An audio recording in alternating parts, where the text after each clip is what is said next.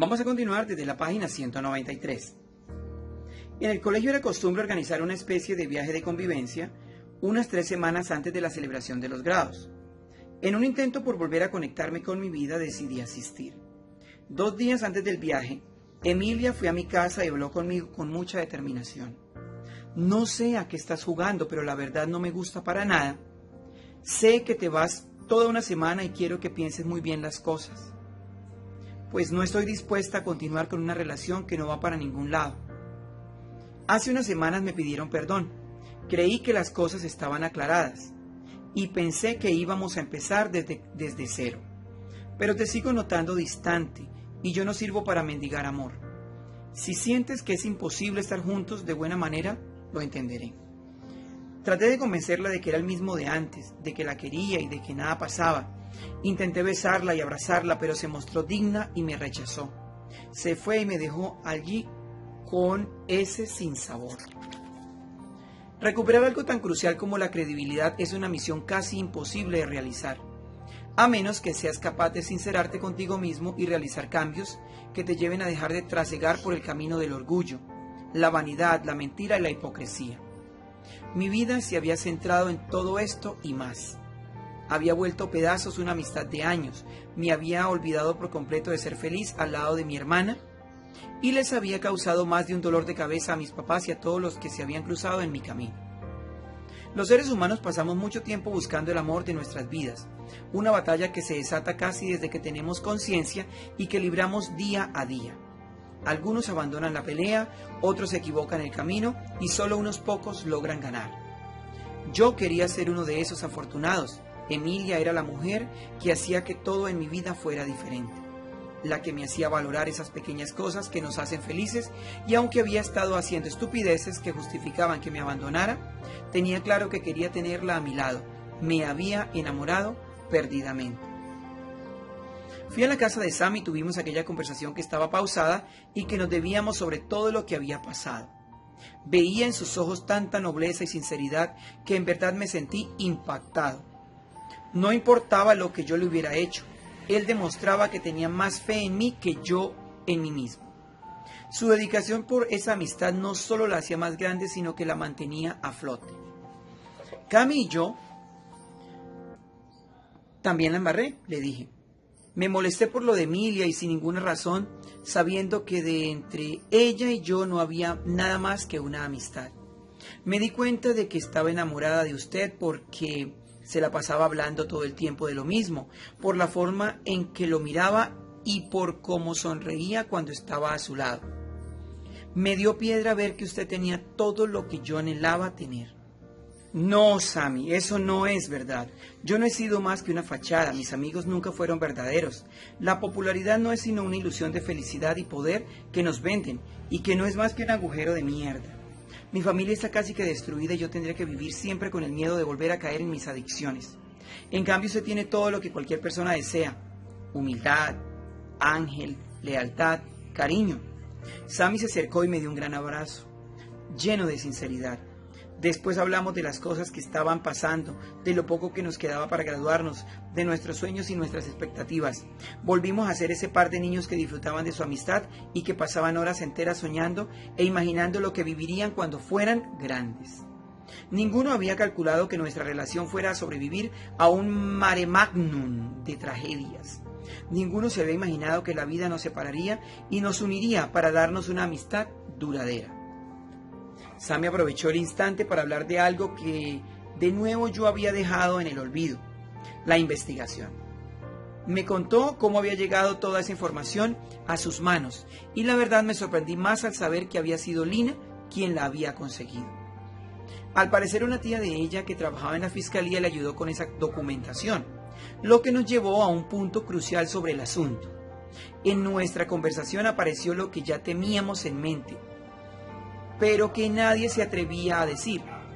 De acuerdo con lo que me explicó Sammy, Rafa estaba obsesionado con mi hermana, una de las hipótesis que manejaban las autoridades y que pudimos conocer gracias a un informe de toxicología que Lina había obtenido por medio de su tía. Era la de que Rafa le había suministrado escopolamina a mi hermana.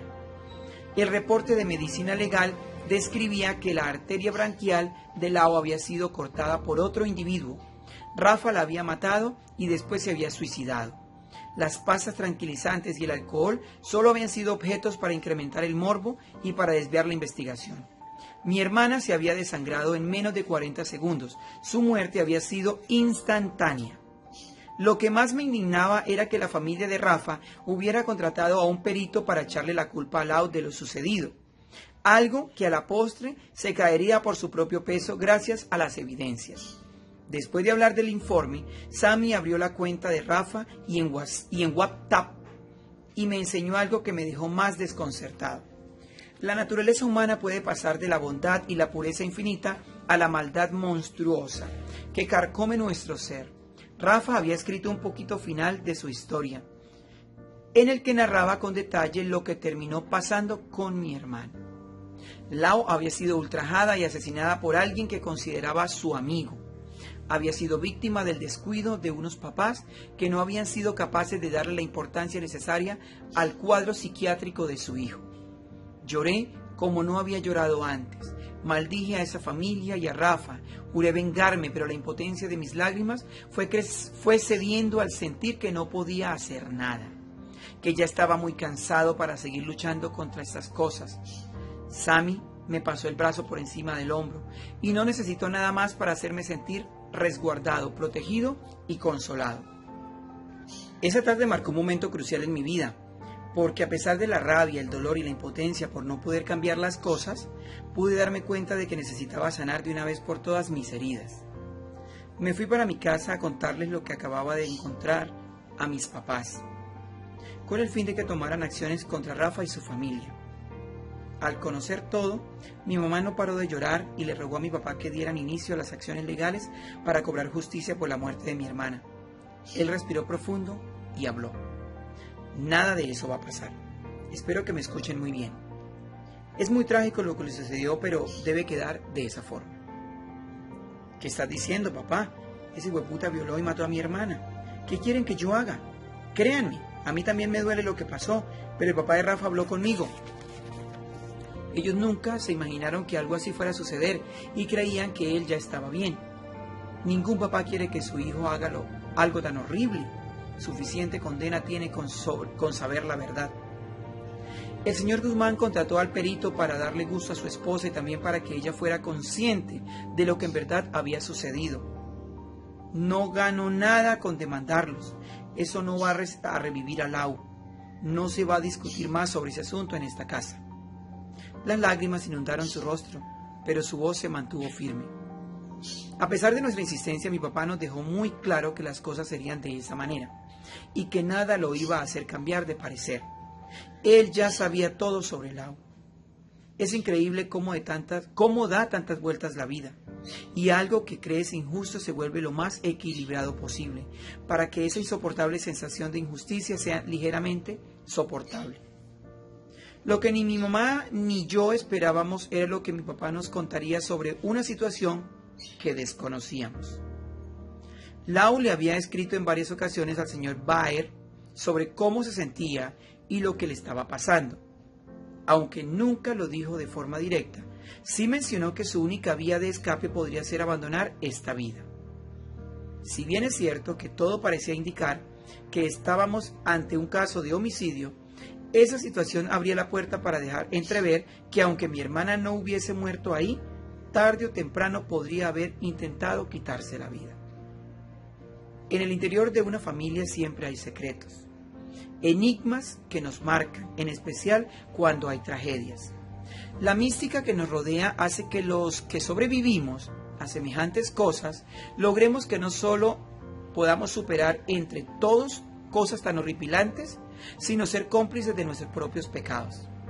Yo fui un alma perdida, un espíritu errante que vagaba por diferentes universos, creando caos por doquier. El problema era que no solo había dejado mucho dolor a mi paso, sino que me lo había llevado a donde fuera, que iba y que se acumulaba como lo hacen las estrellas en el firmamento. No sabía que podría desprenderme de toda esa amargura que me abrazaba y que se aferraba a mi ser con tan solo enfrentar a mis demonios y aceptar la realidad. Salí con mis maletas junto a mis compañeros del colegio, con la esperanza de que la convivencia pudiera calmar un poco el terremoto que se instalaba en mi interior, debido a toda la información que había llegado a mí en las últimas horas. En el sitio al que fuimos estaban prohibidos todos los aparatos electrónicos, por lo que perdimos cualquier contacto con el exterior. Estábamos rodeados por un bosque espectacular y algunas caídas de agua cristalina. Era impresionante ver cómo nos impactaba e intoxicaba la tecnología, tanto que algunos parecían adictos en un centro de rehabilitación y comenzaban a tener el síndrome de abstinencia por no tener su celular. Muchos no estábamos acostumbrados a mirarnos a los ojos y a tratar de conversar, a hablar de la manera en la que Emilia lo hacía conmigo, a hablar de forma transparente como lo hacía Sammy con todo el mundo. Asistíamos a esta clase de actividades del colegio porque lo veíamos como una obligación, porque podíamos alejarnos de nuestros papás o tal vez porque podíamos encaletar tragos, cigarrillos y algo más y pasarla bacano. Pero este viaje tendría otro propósito, el cual fui descubriendo con el paso de las horas. En una semana logré conocer mejor a quienes a diario veía en mi salón de clases. No podía creer que durante tanto tiempo había pasado por su lado e incluso los había saludado, pero no sabía nada en absoluto de muchos de ellos. Me perdí de personas increíbles a las que no les di mucho la oportunidad de abrir su corazón. Supe que había juzgado mal a muchos. Me di cuenta de que Marcela, la más callada del salón y a quien llegué a odiar por sapo, en verdad era una gran persona que tenía una historia que contar. Me di cuenta de que Tomás, a quien lo jodíamos por su comportamiento amanerado, era un artista talentoso y un gran ser humano, y asimismo me pasó con otros cuantos más. Durante una semana escuché con atención, observé, compartí, me reí y lloré con personas que después de 12 años de estar juntos en el mismo colegio, eran unos completos extraños para mí. Hice las paces conmigo mismo, perdoné a Sachi por las cosas que me había hecho y le pedí perdón a medio mundo. El punto crucial fue el último día en la mañana cuando entramos a una cueva. En lo profundo de esta y después de arrastrarnos por el fango y escalar muros para poder llegar allí, el guía nos mostró el techo lleno de murciélagos. Muchachos, si ven hacia arriba encontrarán que allí hay unos animalitos a los que muchos les temen. En las paredes hay arañas y otros bichos que tal vez sea mejor que no conozcan. Todo eso representa sus miedos, sus problemas, sus fracasos. Hoy, después de una caminata de 4 horas, después de haber atravesado un río, un puente colgante y de entrar a esta cueva, se van a enfrentar a algo más, se van a enfrentar a ustedes mismos. El guía nos pidió que apagáramos las linternas con las cuales habíamos iluminado el techo para ver a los murciélagos. Quedamos por completo a oscuras, no podíamos ver nada en absoluto. Estábamos empapados, teníamos frío y la boca nos sabía a tierra. El aire se hizo pesado, difícil de respirar, nada en la vida nos había preparado para algo así. Allí estábamos todos, populares y no populares, gordos, flacos, altos y bajos. La belleza no existía, todos éramos iguales y todos sentíamos los mismos miedos. Entonces nos pidieron que agradeciéramos por lo que teníamos, por nuestros papás, por nuestras familias y por lo que a veces no apreciábamos. El llanto y la tembladera no se hicieron esperar. Escuchaba el sollozo de mis compañeros mientras mi mente rogaba porque saliéramos de allí. En este sitio no éramos nadie, no teníamos nada excepto lo que siempre habíamos sido. La idea de la convivencia era entrar como nosotros y salir como personas diferentes. No sé si mis compañeros lo lograron, pero creo que yo sí pude hacerlo. Atrás quedó el cafre que solía ser y salió aquel Camilo que la vida había moldeado a las patadas. Lo que estaba por venir no sería fácil, pero ahora estaba dispuesto a enfrentarlos. Vamos a parar acá en la página 202. Terminamos el capítulo 9.